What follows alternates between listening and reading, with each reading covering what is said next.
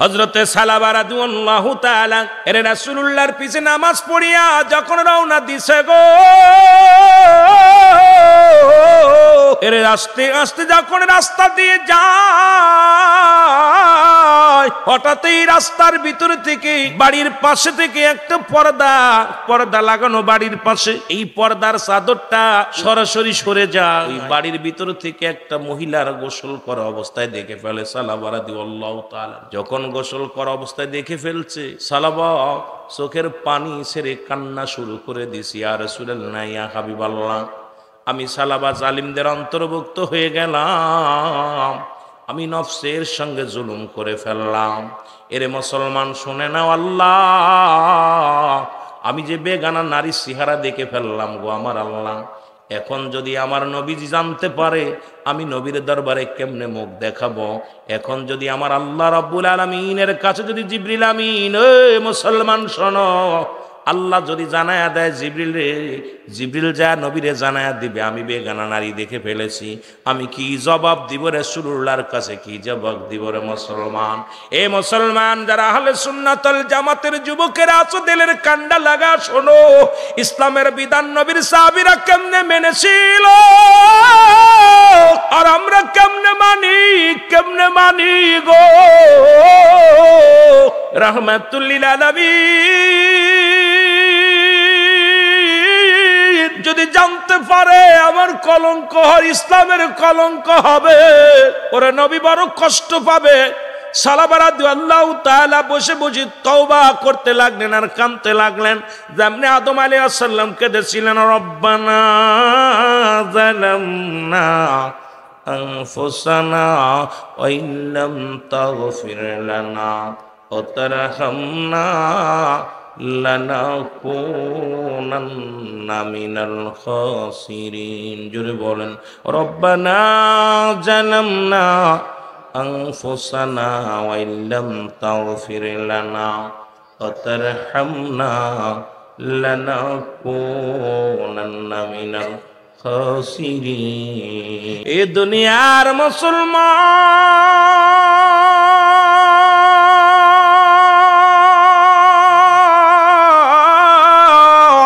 সালাবা রাদিয়াল্লাহু তাআলা কাঁদতে কাঁদতে রওনা হয়ে গেছে গো।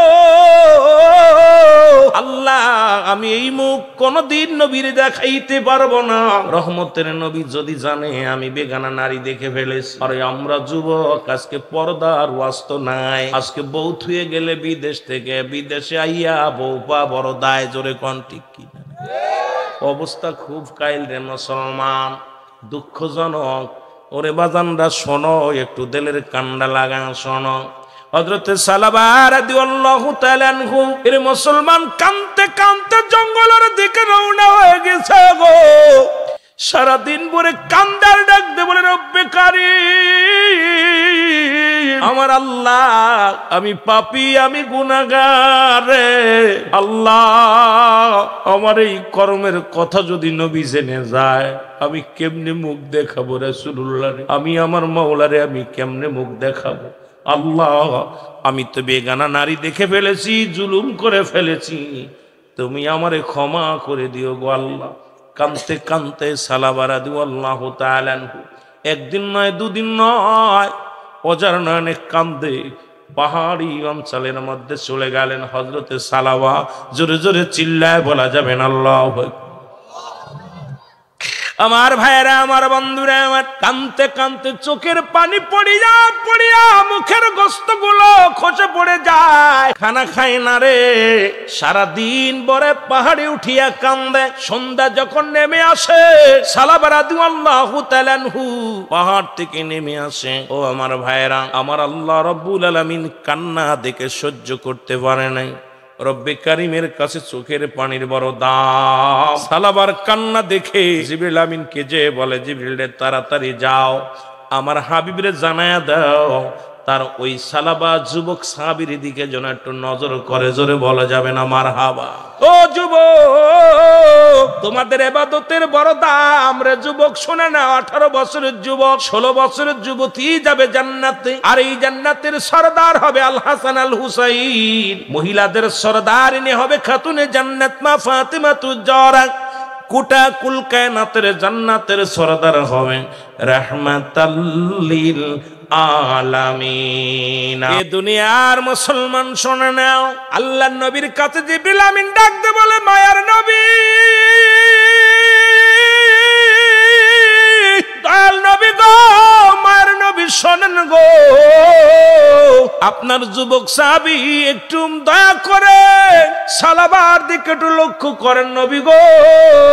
নবীজি নামাজের সালাম ফিরে সাহাবীদেরকে বলে, আমার সাহাবীরা রে, আমি দেখতেছি কিছুদিন হলো আমার সালাবার চেহারা দেখতে পাই না, আমার সালাবার কোনো খোঁজ পাই না, তোমরা বলতে পারোনি আমার সালাবার খবর জানোনি? সাহাবীরা বলে, ইয়া রাসূলুল্লাহ, ইয়া হাবিবাল্লাহ, আমরাও তো অনেক দিন যাবত সালাবারে দেখি না, কোথায় গেছে ও জানি না।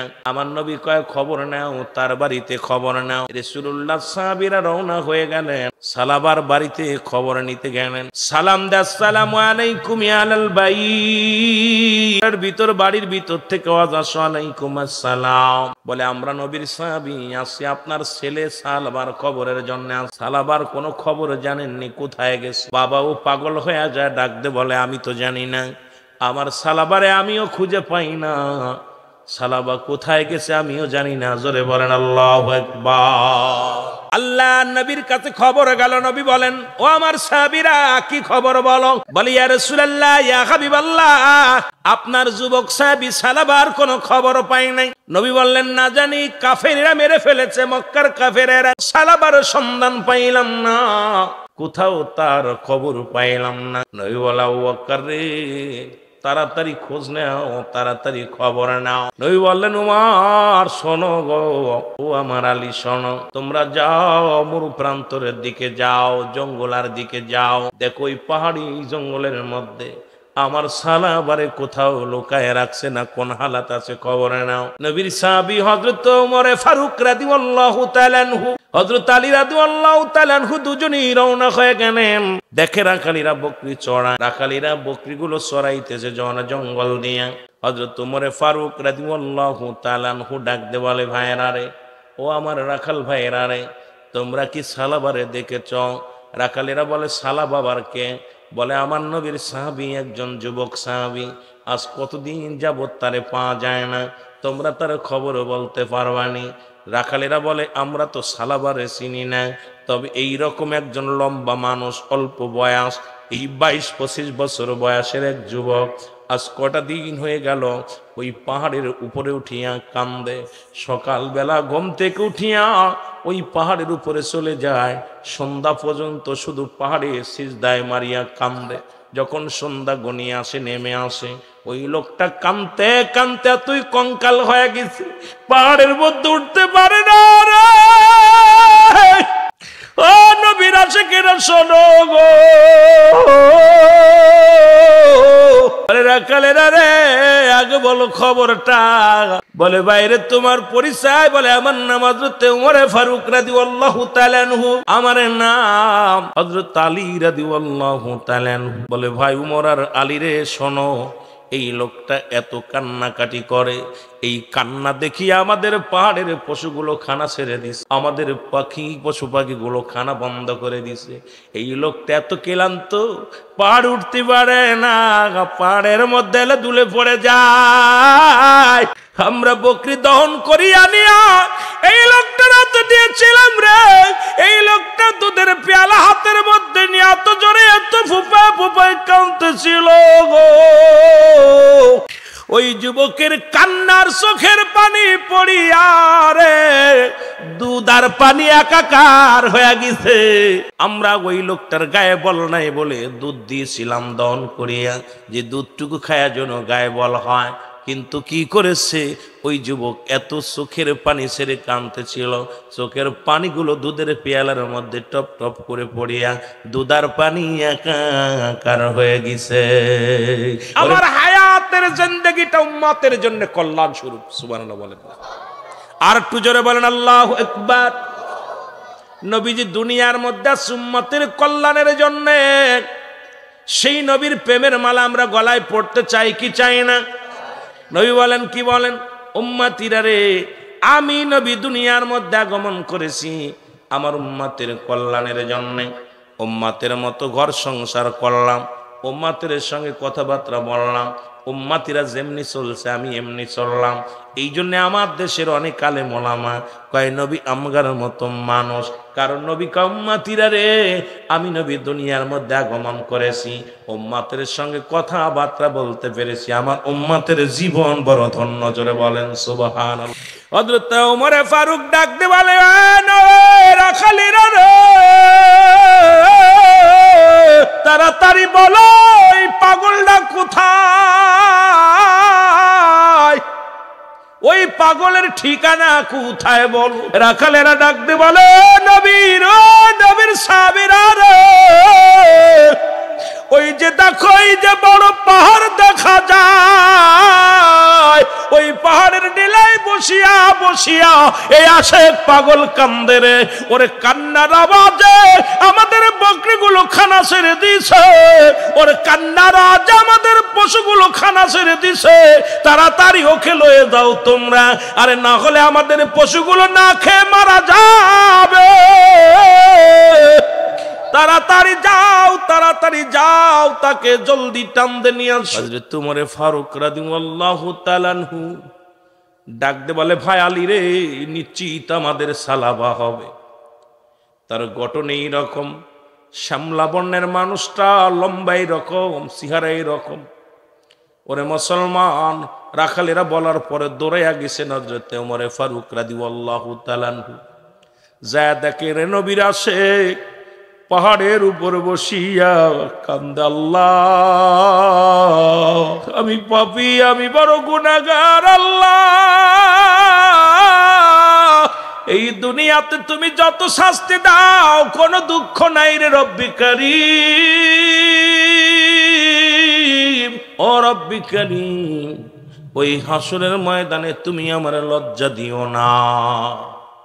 রাহমাতুল লিল আলামিনের সামনে আমি কেমনে মুখ দেখাবো, আল্লাহ আমার বিষয় কি ফয়সালা হবে এই ভয়ে আমি কান্দি রে আল্লাহ। আল্লাহ আমার বিষয় কি ফয়সালা দিবে রাহমাতুল লিল আলামিন, এই ভয়ে রে মুসলমান ওজার নয়নে সালাবারা দিয়াল্লাহু তাআলা কানতে লাগলেন। জোরে বলো আল্লাহু আকবার। আমার ভাইরা, আমার বন্ধুরা, আমার পিছন থেকে সালাবারে ডাকতে যায়। হযরত ওমর ফারুক দেখে বলে, সালাবারে তুমি এই জঙ্গলে পাহাড়ের উপর বয়ে বয়ে কান্দো,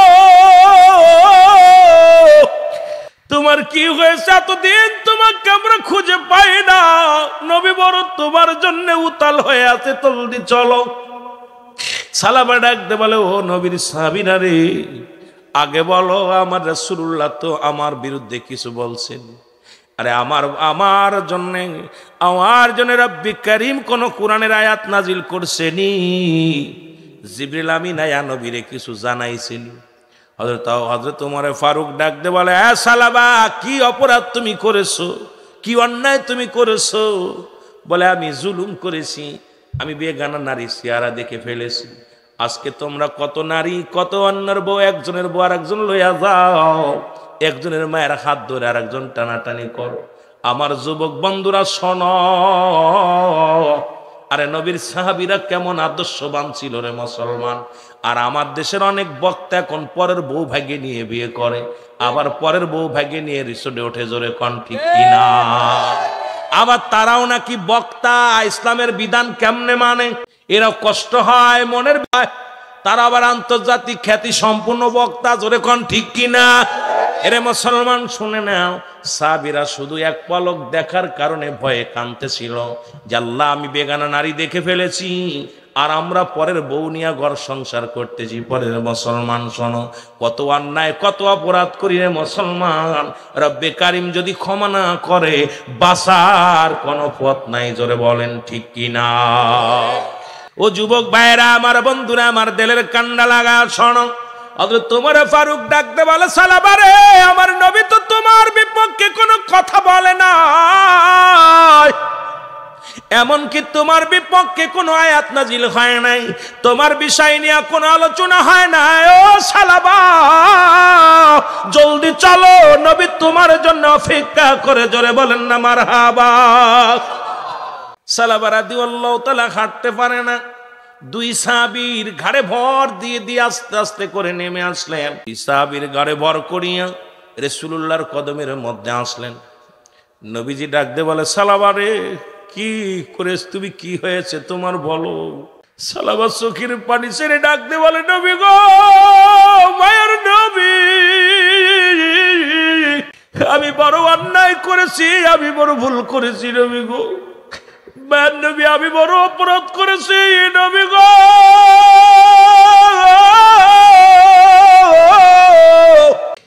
আমার এই ভুল যদি রব্বে কারিম ক্ষমা না করে, আমি হাসরের ময়দানে কি জবাব দিব? আমার এই গুনার কথা যদি আমার রব্বে কারিম মানুষের জানা দেয় রে, ওই হাসরের ময়দানে আমি কি জবাব দিব? আল্লাহর নবী বলে, সালাবা রে, তুমি কি এত বড় অপরাধ করেছো, কি এত বড় অন্যায় করেছো, আমি তো কিচ্ছু জানি না। জিবরিল আমিন আসিয়া আমারে কিছু বলে না, রব্বুল আলামিন তো আমারে কিছু জানাই নাই, কি অপরাধটা করেছো?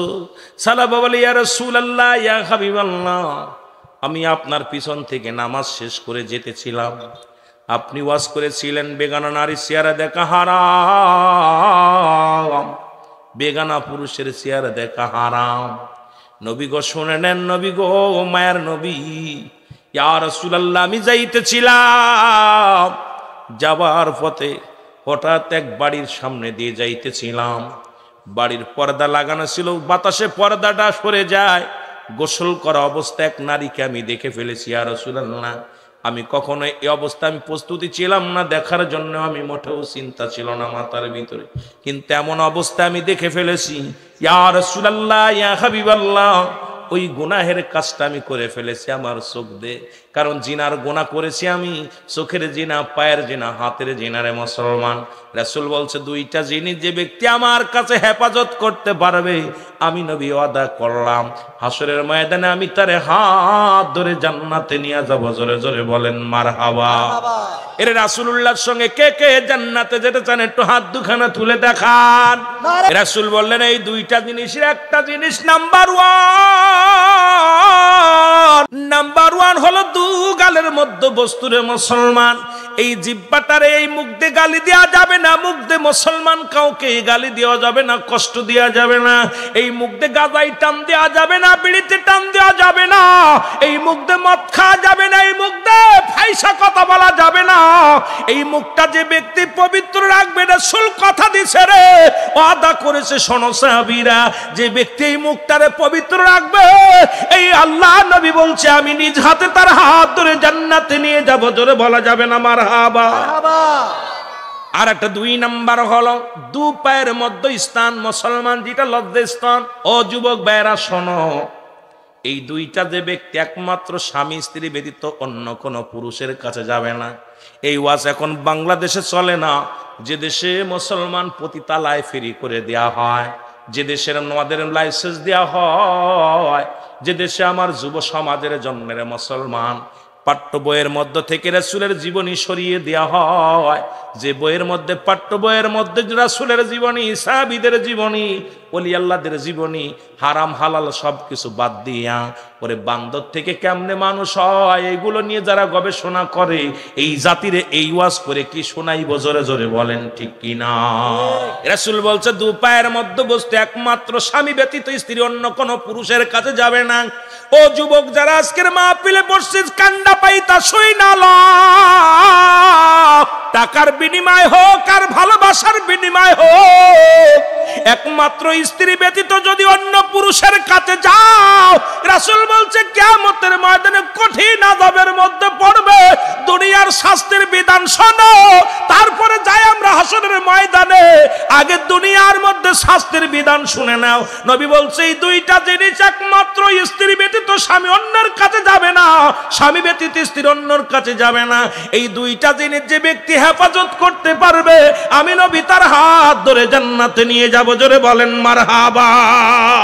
আমার যুবক ভাইরা, যদি কোনো অবিবাহিত নারী অবিবাহিত পুরুষ জিনা করে, শাস্তির বিধান হলো তাকে 100 ডোরা মারতে হবে। আর 100 ডোরা মারলে 2 সেটে মারা পর যেন মারা যায়, সেজন্য মারা যায়। আজকে আমার দেশে অসংখ্য যুবকেরা জিনা করে, বাবায় তার বিরুদ্ধে মামলা করে, বাঁচানোর জন্য কোর্ট আদালত, আরে বাবা রে বাবা, তার জন্য উকিল ধরে, এই কপাল পোড়া, ওই সন্তানের জন্য তুই জাহান্নামে যাবি। জিনাকারী সন্তান, জিনাকারী ছেলে মেয়ে, নায়িকা গায়িকা নিয়ে তারা আনন্দ করে।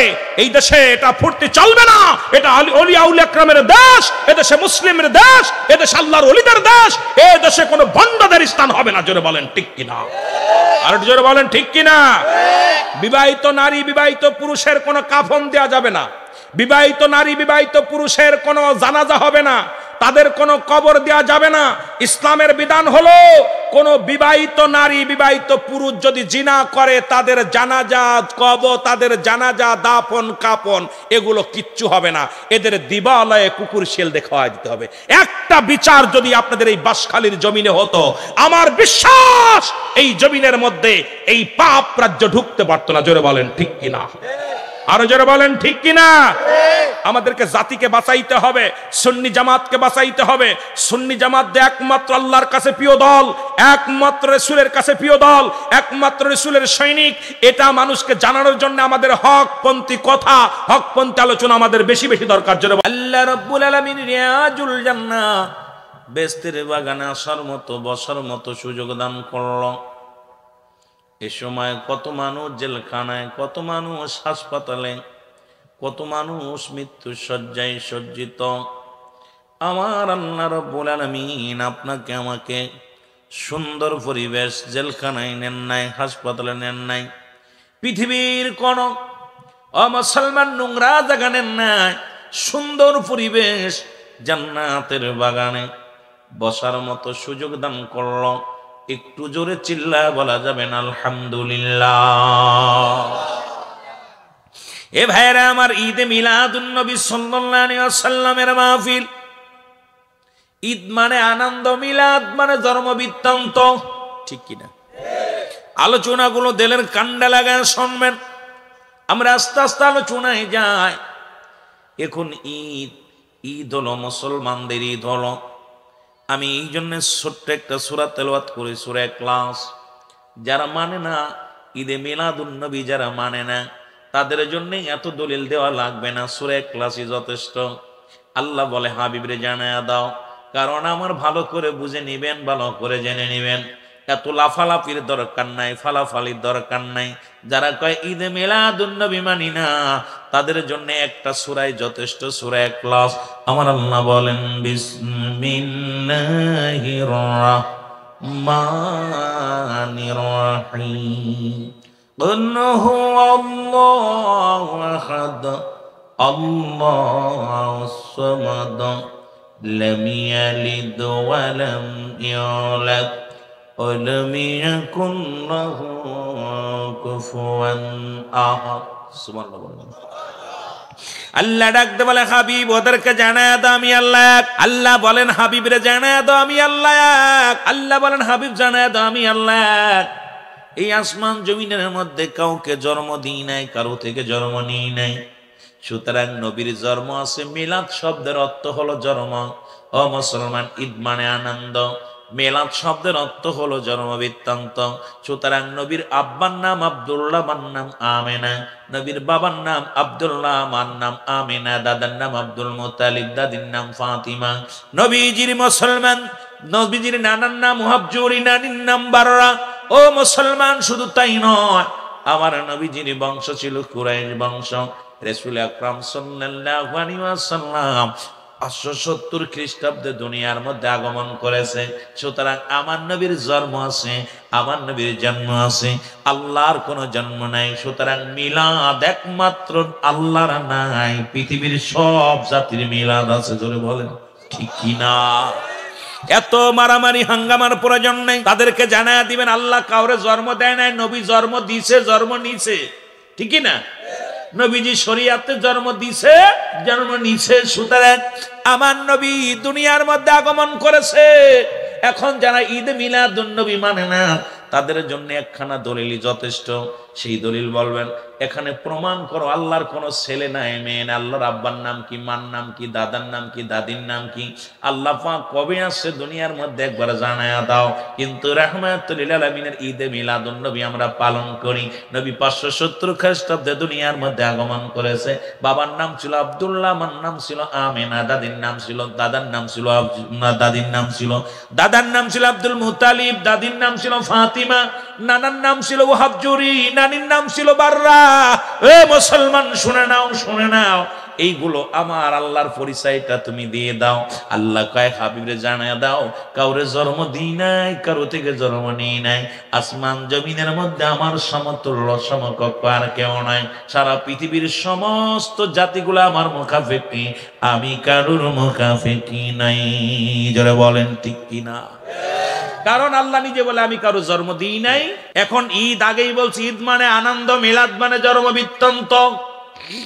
ঈদে মিলাদুন নবী মানে শব্দের অর্থ হলো, এখন মুসলমানদের ঈদ হলো 5টা। জোরে বলেন মারহাবা। আর একটু জোরে বলেন কয়টা? মুসলমানদের ঈদ হলো 5টা। কয়টা? একটু আরো জোরে বলেন কয়টা? আমরা ঈদে মিলাদুন নবী 1 নম্বরে হলো ঈদে মিলাদুন নবী সাল্লাল্লাহু আলাইহি ওয়াসাল্লাম, 2 নম্বরে হলো ঈদুল ফিতর, 3 নম্বরে ঈদুল আযহা, 4 নম্বরে মুসলমান শুনে নাও 4 নম্বরে হলো ইয়াউমুল জুম্মা, 5 নম্বরে হলো আরাফাতের ময়দান। এই 5টা ঈদের সর্বশ্রেষ্ঠ ঈদের নাম হলো ঈদে মিলাদুন নবী সাল্লাল্লাহু আলাইহি ওয়াসাল্লাম। জোরে জোরে চিল্লায় বলা যাবে না মারহাবা। এই দুনিয়ার মুসলমান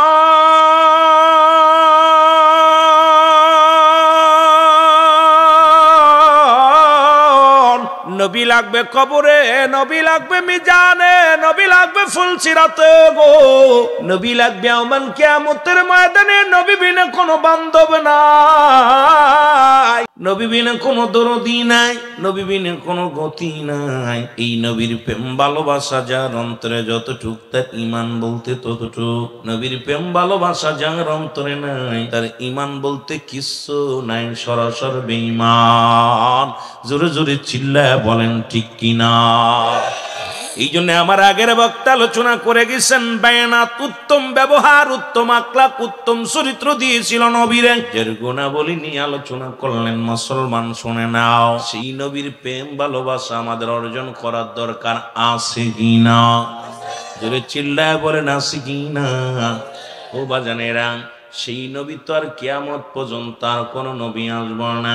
কিয়ামত পর্যন্ত তওবার দরজা খোলা। আর মানুষের 2টা টাইমে মরণ হয়, একটা হলো রাতের বেলা, একটা হলো দিনের বেলা। ও মুসলমান শুনে নাও, পৃথিবীর মধ্যে আসার একটা সিরিয়াল আছে যার কোনো সিরিয়াল নাই। দেখা যায় দাদা জিন্দা, দুনিয়ার মধ্যে নাতি নাই, বাবা জিন্দা, সন্তান দুনিয়ার মধ্যে নাই। আল্লাহ আল্লাহ কখন যেন দুনিয়া থেকে বিদায় হয়ে যায় কেউ বলতে পারি না। ও দুনিয়ার মুসলমান,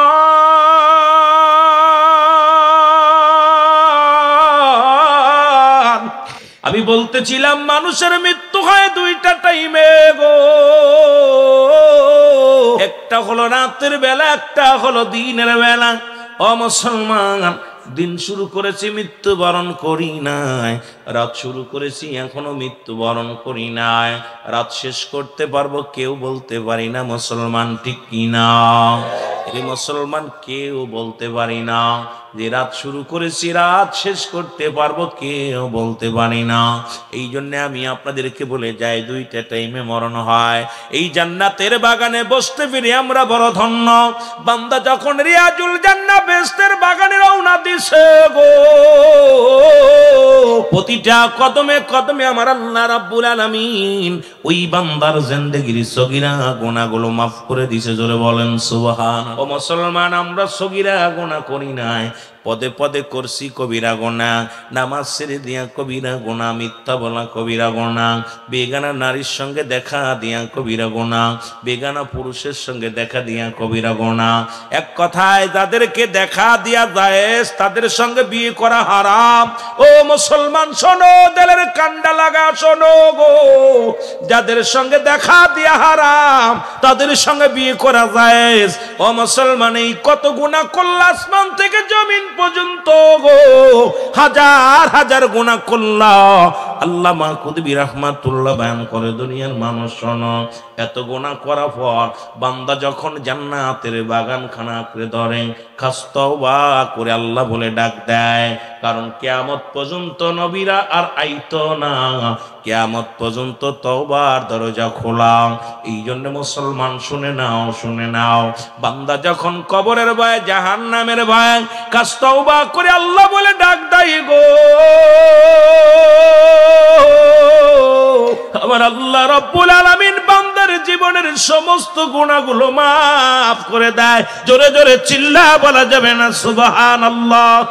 আর একটু জোরে জোরে চিল্লা বলেন আল্লাহু আকবার। তাহলে জান্নাতের বাগানে আসা লাভ না লস? এই নবীজি আগমন করলেন, জান্নাত দেখে আসলেন, যার নাম দেখে আসলেন, আল্লাহ রাব্বুল আলামিনের সঙ্গে কথাবার্তা বলে আসলেন। এমন দিন, এমন মাস, রমজান মাসের মুসলমান প্রস্তুতিমূলক মাসের মধ্যে আমরা বসেছি। গুনাহ মাফের একটা উত্তম জায়গা পাইলাম গো।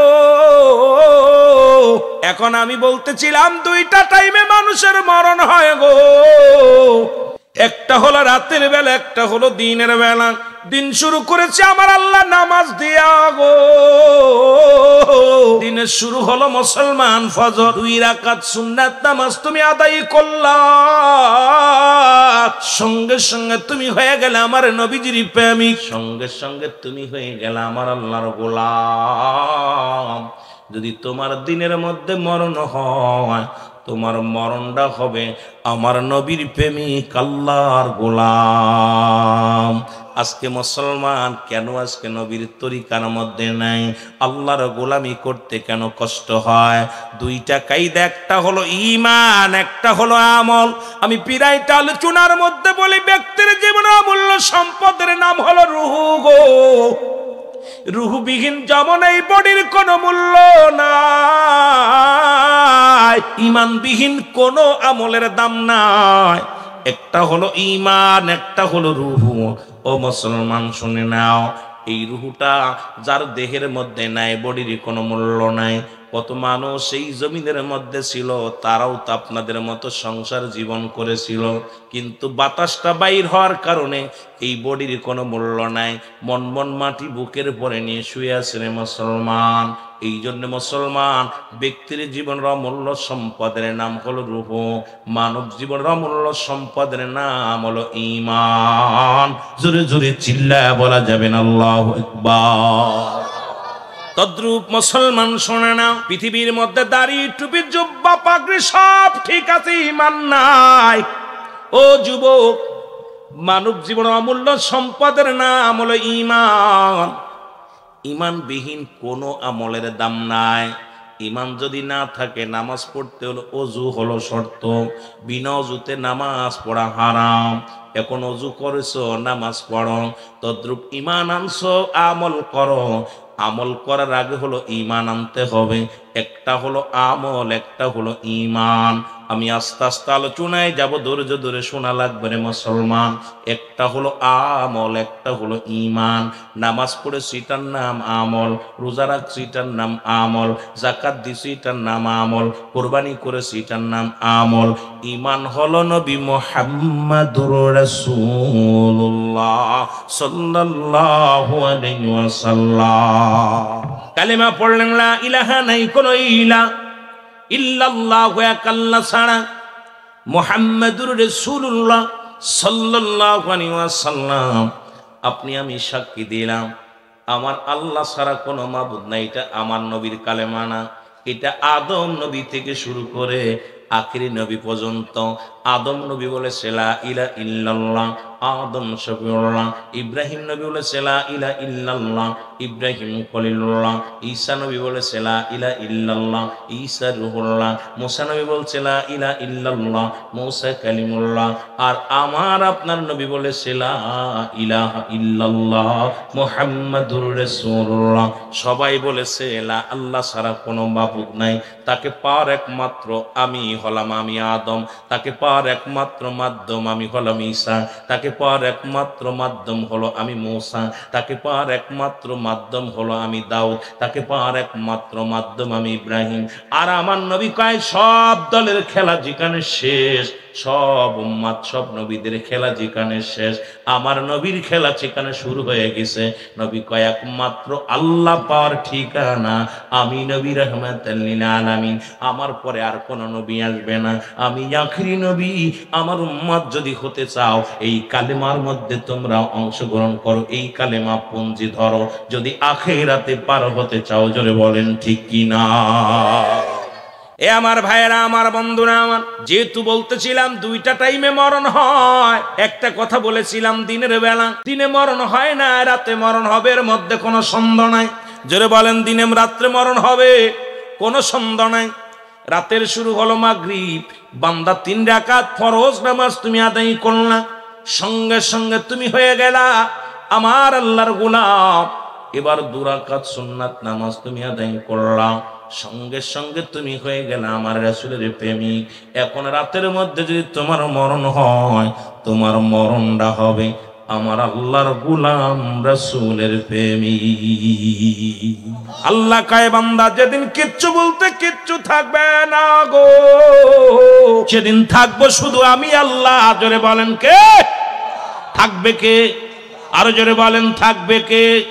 আল্লাহ বলে বান্দারে সেদিন থাকবো আমি আল্লাহ, আর আমি থাকবো আমার নবীর ভালোবাসা নিয়ে। তাই তো সুন্নিরা নবী নবী বলে পাগল, ওরা বোঝে না। কারণ আল্লাহ থাকবে নবীর ভালোবাসা নিয়ে, আল্লাহ থাকবে নবীর মহব্বত নিয়ে। এই জন্য আশিকে রাসূলেরা যারা আছে এই দুনিয়ার মধ্যে, আহলে সুন্নাতুল জামাতের আশিকরা সদা সর্বদাই নবীর প্রেম সারা কিছু বোঝে না। জোরে বলেন ঠিক কি না? আমার বাবারা, আপনি হয়ে গেলেন আল্লাহর গোলাম রাসূলের প্রেমিক। এখন যদি আপনার মৃত্যু হয়ে যায়, আপনার মৃত্যুটা হবে আল্লাহর গোলাম রাসূলের প্রেমিক। এই মরণে কোনো ভয় নাই, কবরে কোনো ভয় নাই। একবার যদি আল্লাহর গোলাম হতে পারেন, রাসূলের প্রেমিক হয়ে যেতে পারেন, দুনিয়া আখিরাত এই লোকটার কোনো ভাবনা থাকতে পারে না। জোরে বলেন ঠিক কি না? এ দুনিয়ার মুসলমান গভীর মনোযোগ, এর মুসলমান শুনে নাও, মুসলমান শোনো। এই রহমতের নবী, কামলিওয়ালা নবী, নবীর সাহাবীরা নবীর কেমন ভালোবাসতো গো যুবকেরা, শোনো। আল্লাহর নবী এক সাহাবী আজকে যুবকদের দেখে মনে পড়ে গেল। সাহাবীর নাম হলো হযরত সালাবা রাদিয়াল্লাহু তাআলা। যুবক বয়সী হবে জান্নাতি। ও মুসলমান শোনো, নবীজি বললেন, ওয়াজ করছে 2টা জিনিস। নবীর সাহাবীরা কেমন পর্দার বিধান মানতেন, ইসলামের বিধান মানতেন, নবীর সাহাবীরা কেমনে রাসূলকে মানতেন, ভালোবাসতেন, একটু লক্ষ্য করলে বুঝতে পারবেন। হযরত সালাবা রাদিয়াল্লাহু তাআলা রাসূলের কদমের মধ্যে ছিলেন। নবীজি বললেন, বেগানা নারীর দেখা হারাম, বেগানা পুরুষের সঙ্গে দেখা দেয়া হারাম। ওয়াজটা শুনছে রাসূলের কাছ থেকে সাহাবীরা। এই সাহাবীর নাম ছিল হযরতে সালাবা রাদিয়াল্লাহু তাআলা। হুজুরে বলেন মারহাবা। আল্লাহ আল্লাহ জোরে জোরে আল্লাহ আল্লাহ আল্লাহর বাড়ি হইবে গোরা সোল হইছে মে হমান জৌফে রেস্তা ফুলে ফলে সাজাও রে আসমান। আল্লাহ আল্লাহ আল্লাহর বাড়ি যাইবে গোরা সোল হইবে মে হমান। আল্লাহর বাড়ি যাইবে গোরা সোল হইয়া মে হমান জৌফে রেস্তা ফুলে ফলে সাজাও রে আসমান। আল্লাহ আল্লাহ ওগো হাবিব আমার নূরের খনি, তাজিম কর সবাই জলদি গোপনে করিব আলাপ হাবিব আমার গোপনে করিব আলাপ গোপনে করিব আলাপ হাবিব আমার জৌফে রেস্তা ফুলে ফলে সাজরে আসমান আল্লাহ আল্লাহ লা ইলাহা ইল্লাল্লাহু মুহাম্মাদুর রাসূলুল্লাহ।